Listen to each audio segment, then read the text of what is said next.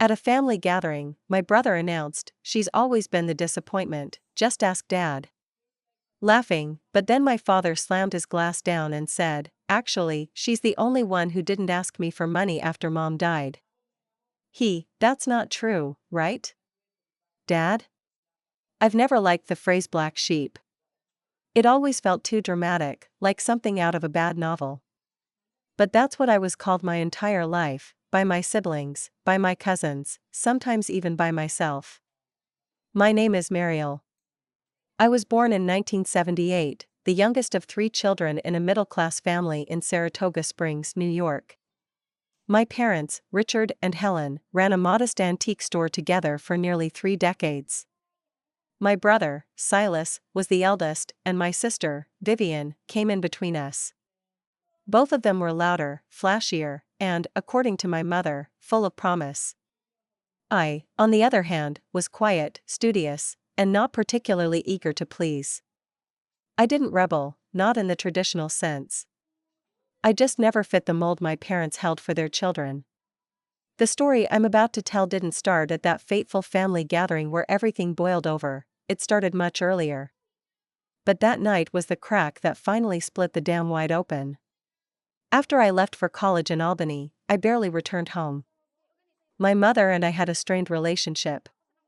She once told me, with a laugh and a glass of wine in hand, "You were born tired of us." Maybe she was right. I had no interest in small talk, or in inheriting the antique store, or in gossiping about who was getting married or divorced. Vivian, on the other hand, married rich. Twice. She had a knack for making herself indispensable to whoever had money and status. Silas bounced between jobs, chasing get-rich-quick ideas, and ended up back home more than once. He could talk his way into any room, and out of almost any responsibility. I became a high school literature teacher. I rented a small home with a wild garden I loved tending. I adopted a dog. I didn't make waves. I didn't ask for much. When our mother died in 2017, everything changed. Her death wasn't tragic, she had a slow decline from early-onset Alzheimer's, and by the end, she didn't recognize us. The funeral was simple, tasteful, and full of old family acquaintances I barely remembered. After the funeral, Dad began pulling away. He stopped going to the antique store, started skipping his weekly poker nights. I called every Sunday, out of duty more than love at first. But slowly, the conversations became easier. He was less gruff than I remembered. About a month after Mom's passing, I visited Saratoga for a long weekend. We sat on the porch, nursing bourbon as the sky turned pink. That night, he told me how disappointed he was in how Vivian and Silas had handled Mom's death. They were more interested in her jewelry than her journals, he said bitterly. A week later, he called me again, and told me that both of my siblings had come to him privately, asking for loans from Mom's life insurance payout. Vivian wanted to renovate her lake house in Vermont. Silas had a business opportunity in Florida. Dad refused them both, and they were furious. I didn't ask for anything. In fact, I'd already started quietly sending Dad groceries, paying to have the porch repaired, and scheduling a monthly housecleaning service. I never asked for recognition. I just knew he needed it, even if he'd never say so. 2 years later, my father was diagnosed with colon cancer. It moved quickly. He passed in April 2021. What none of us knew was that Dad had rewritten his will in 2018.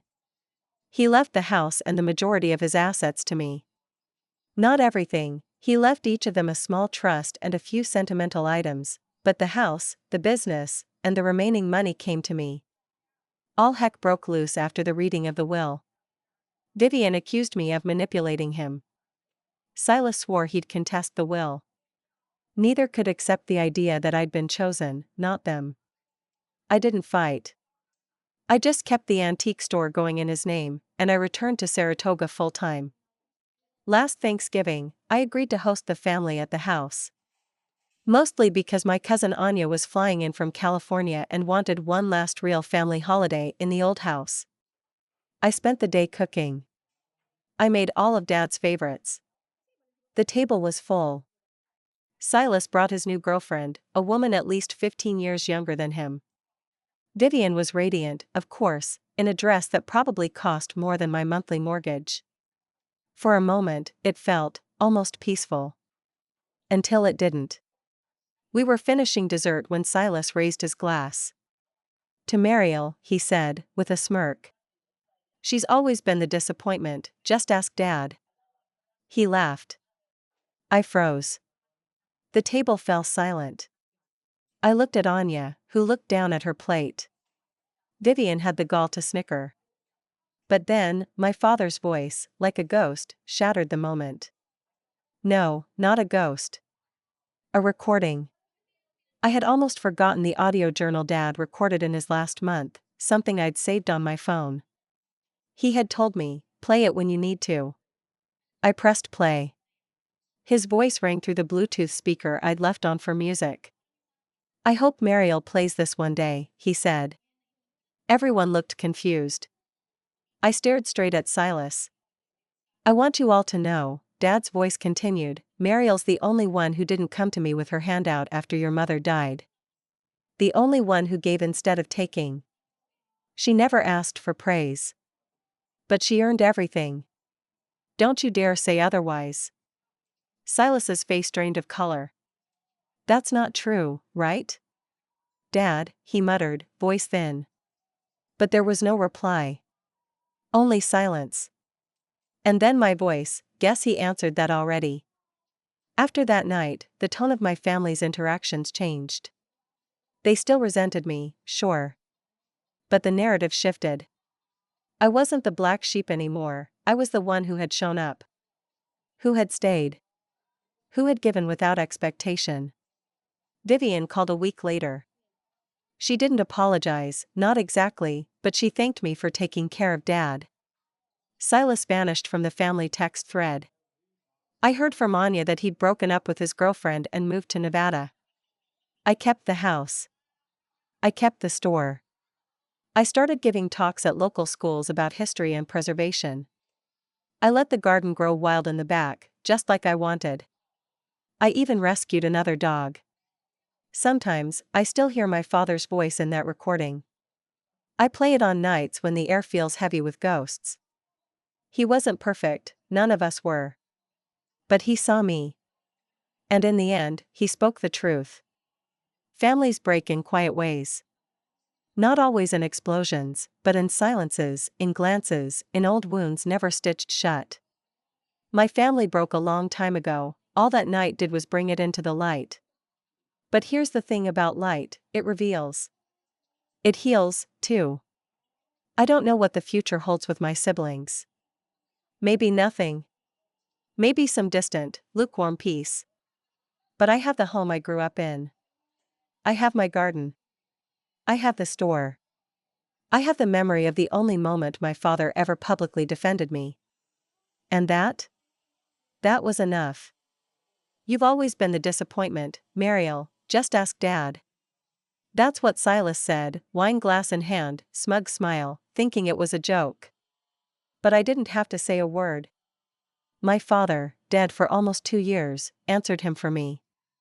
When my mom died in 2017, we were already a family stretched thin by years of unresolved resentment, favoritism, and passive-aggressive silence. But her death was the thread that finally started to unravel everything. We were never a warm and cozy kind of family. We were more of a brittle, formal kind, one where emotions got swept under rugs and reality was sugar-coated to the point of absurdity. I was the youngest, and from as early as I can remember, I was made to feel like the spare part.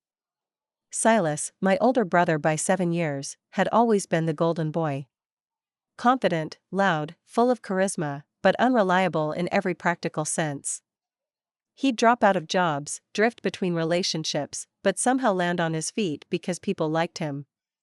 He had that kind of social Teflon that let him dodge consequences. Vivian, my sister, was 3 years older than me. She had a sharp tongue, expensive taste, and an uncanny ability to make people feel like they owed her something. She married up, twice, and reinvented herself every few years like clockwork. When she wasn't in crisis, she was preparing for one. Then there was me, Mariel. Quiet, observant, and never quite part of the trio. I went to SUNY Albany, studied education, and became a high school English teacher. I wasn't flashy. I didn't ask for much. I rented a modest little house in Del Mar, surrounded myself with books, and lived quietly with my dog. When Mom passed, I didn't cry at the funeral. That's not to say I didn't mourn, I just didn't perform it like my siblings did. Silas gave a long-winded eulogy about her strength and grace. He hadn't seen her in months, and Vivian wore a black designer coat and cried into a handkerchief like something out of a soap opera. Dad, Richard, didn't say much that day. But the months that followed brought us oddly closer. He stopped going to the store, and I started visiting more frequently. We would sit on the porch, him nursing bourbon, me with tea or wine. Sometimes we'd talk. Sometimes we just sat in silence. It was during one of those porch nights that he mentioned it. Casually, like he was talking about the weather. They both asked me for money, you know. Right after she died. Like vultures. I didn't say anything. Vivian wanted to redo the kitchen in her lake house, he said. Silas had some new idea he was sure would make him rich. Told me he'd pay me back within a year. Neither got a dime. He looked at me then. You're the only one who didn't ask. I didn't know what to say, so I just nodded. A week later, he left a voicemail on my phone. It was strange, deliberate, like he knew it would matter someday. I hope you hold on to this, he said. In case they ever try to rewrite things. I didn't listen to the whole thing then. I just saved it. Part of me didn't want to know what else he'd said. Fast forward to April 2021, Dad passed from colon cancer. He went quietly. I was there with him at the end. Silas and Vivian showed up 2 days later, both full of regret but strangely absent through most of his decline. What we didn't expect was the will. He left them each something small, a family heirloom, a trust with enough to be polite. But the house, the antique store, and the remaining assets went to me. Cue the fury. Silas called me conniving in an email. Vivian accused me of manipulating a dying man. I didn't respond. I just did what I thought was right, stayed, kept the store running, and tried to rebuild some peace in my life. Anya, our cousin, reached out later that year. She was planning to visit for Thanksgiving and begged me to host, said she missed the old house, wanted to feel connected again. Against my better judgment, I said yes.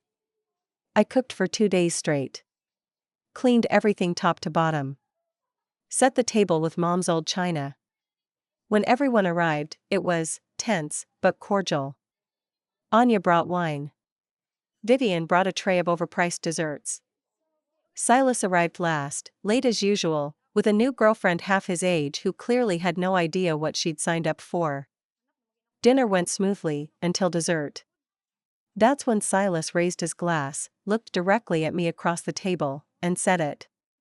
You've always been the disappointment, Mariel, just ask Dad. The table fell into stunned silence. He laughed, expecting everyone to join in. Vivian gave a half-hearted chuckle. I sat still. I didn't get up. I didn't cry.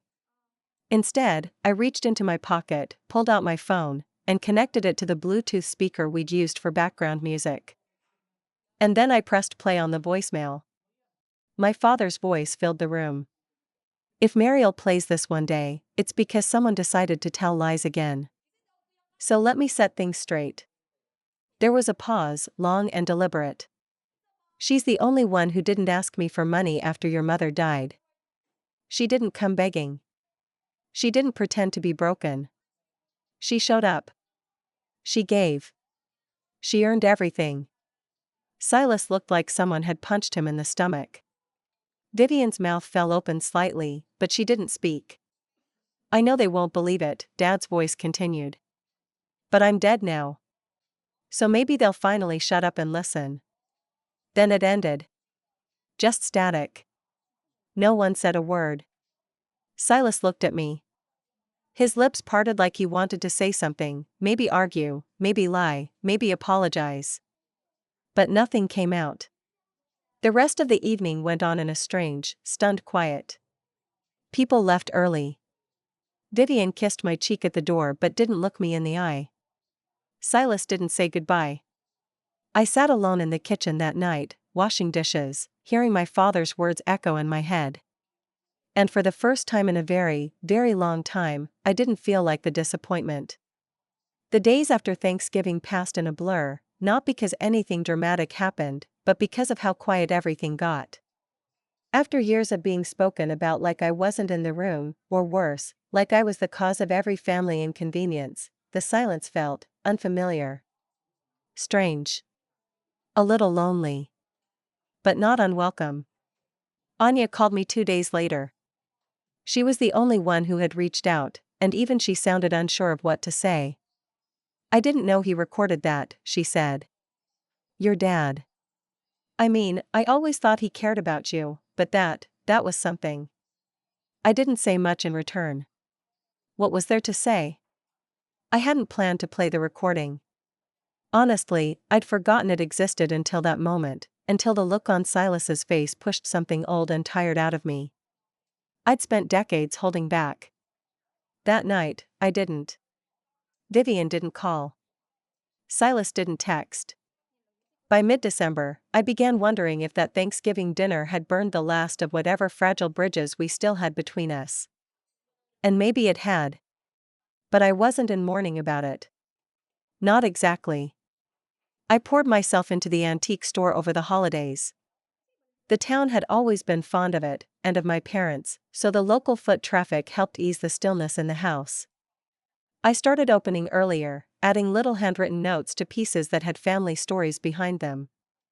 People appreciated it.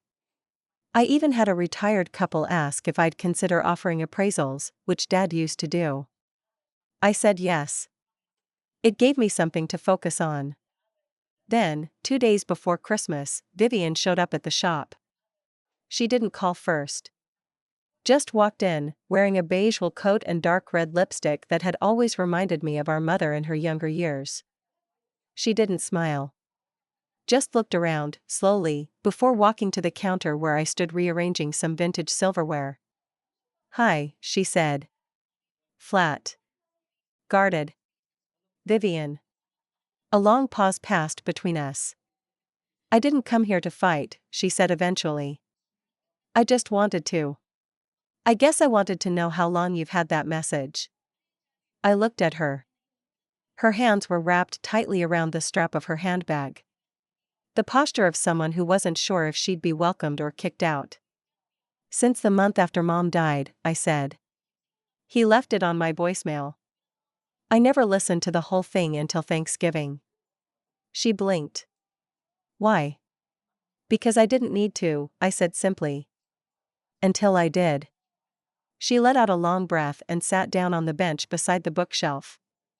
For the first time in a long time, she looked like my sister again, not the perfectly tailored, distant person she'd become. "I guess I thought he loved us all the same," she said. Maybe I wanted to believe that. I didn't respond. I didn't want to be cruel, but I also didn't want to comfort her with a lie. Dad did love us, I think. But he also saw us, all of us, for who we really were. That voicemail wasn't about love. It was about truth. Vivian shifted awkwardly. "Silas hasn't spoken to me since the dinner. He says you ambushed him." I almost laughed. "He ambushed me." She gave a small shrug, then stood. "Well." I said what I came to say. "Which was?" She paused. Looked around the shop again, eyes scanning the shelves and dusty sunlight filtering through the front windows. "I guess I just wanted to see it again. The store. The place he built." She met my eyes. "You're doing a good job, you know." I nodded. That was the most I'd ever get from her. And honestly, it was more than I expected. After she left, I locked the front door, made myself a cup of tea in the back room, and sat there in the quiet. The store creaked the way it always did in winter, soft, settling sounds that reminded me of old bones or rocking chairs. I thought about what my father must have felt, sitting here alone after Mom died. How disappointed he must have been to see Silas and Vivian not just grieve, but scramble for money like her death was a payday. And then I thought about that moment at Thanksgiving. How powerful and terrifying it had felt to finally let the truth speak. How no one, not a single person, tried to defend him after Dad's voice played. Not even Vivian. That was what stayed with me. Not the vindication, but the realization that deep down, they knew. Maybe they always had. By New Year's Eve, the text started again. Not many. Not deep. But they were there. Anya sent a picture of her in the old house years ago, sitting in front of the fireplace with me and Vivian and a litter of kittens we'd rescued from the barn. Silas sent a one-word message, "Hey." I didn't respond. Vivian sent a forwarding address. No note. Just the information. I wrote it down anyway. The next few months passed without major confrontation, just long, quiet distances stitched together by the occasional, half-hearted attempt at communication. I didn't chase after anyone, didn't reply to every message. I wasn't angry anymore. But I also wasn't interested in making myself smaller so others could pretend things hadn't happened the way they did. I started thinking more deeply about the antique store and the house. The business had been limping along since Dad got sick, and while I'd managed to keep it afloat, I was still running things the way he had, slow, traditional, tied to old routines. One morning, I sat in the back room with a cup of strong coffee and looked around at the musty shelving, the faded ledger, the handwritten receipts. I made a decision. I would modernize the business. Not change the soul of it, just evolve. I created a basic website, hired a part-time assistant from the local community college, and started cataloging the more unique pieces for online sales. I also added a section on the site called Helen's Picks, a tribute to my mother's sharp eye for rare items. I added short, honest stories to each one. They weren't sentimental or dramatic. Just simple, real. And people loved them. Within 4 months, sales had doubled. A local magazine did a feature on the shop and my family's history in Saratoga. The photo shoot felt strange at first, but when I stood behind the counter for the final picture, surrounded by the life my parents had built, and I had revived, I felt something close to pride. Not the loud kind. The quiet, steady kind that sinks into your bones and stays. That's when I got the email. It was from Silas. Subject line, "Let's talk?" The body was short, awkward, "Hey. Saw the article. You've done a lot with the place. I wanted to talk about, maybe working together? I've got some contacts who could help grow the online side. Could be good for both of us. Think about it?" I stared at the screen for a long time. Silas, always looking for an angle. I didn't respond right away. Instead, I pulled up an old document on my laptop, a scanned copy of Dad's will. The language was clear. I owned everything outright. I owed them nothing. But that wasn't what mattered anymore. I wasn't going to give him a piece of something he'd once treated like a dead end. I wrote back the next morning, "Silas, I appreciate the message. But no, I'm not interested in working together. This store is finally healthy again, and I won't risk its future by partnering with someone who didn't show up when it counted.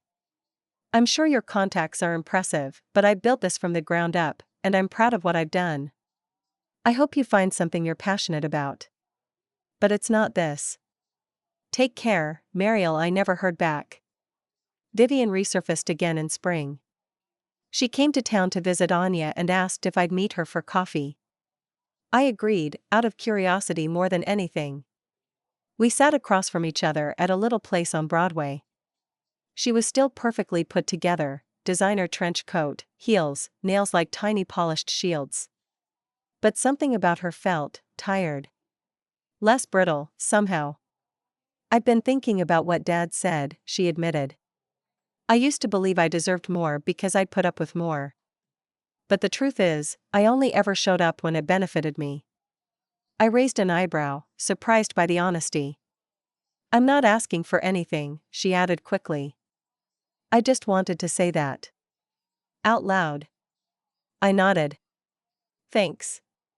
She looked down at her coffee. Are we okay? I don't know, I said honestly. But we're better than we were.